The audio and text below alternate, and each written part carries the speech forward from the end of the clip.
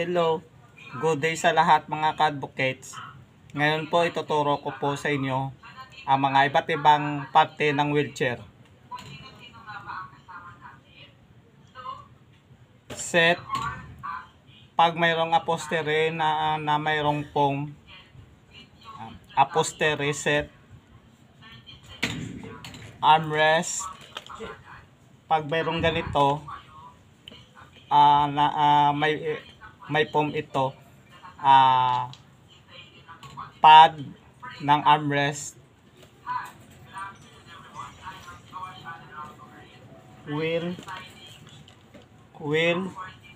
pag walang metal na hinahawakan na manual lang ang wheelchair, simpleng na may gulong lang, pero pag mayroong metal, tawag sa metal na bilog ay handrim, hub,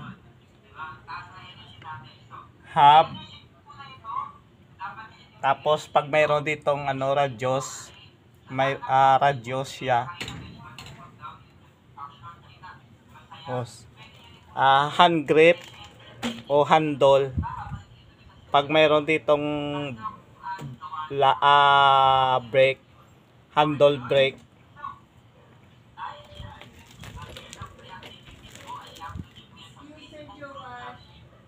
Backrest, pag mayroong foam naman siya ay upholstery backrest.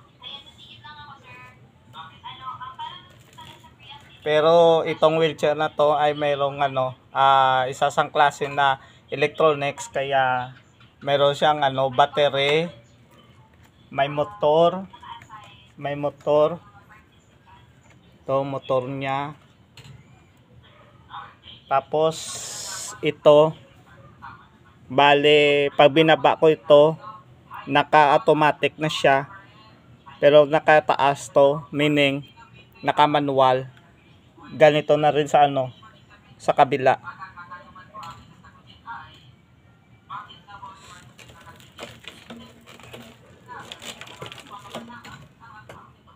Fork, caster wheel, front wheel, fork, caster wheel, front wheel, foot plate,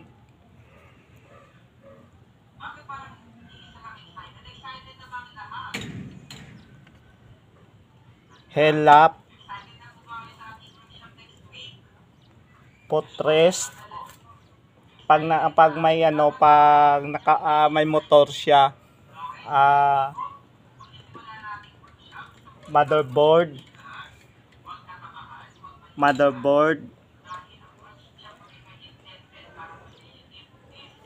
joystick. Ito pag may motor lang siya. Lock.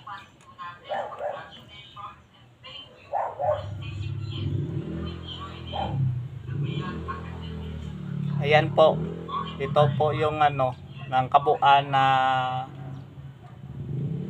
iba't ibang parte ng wheelchair.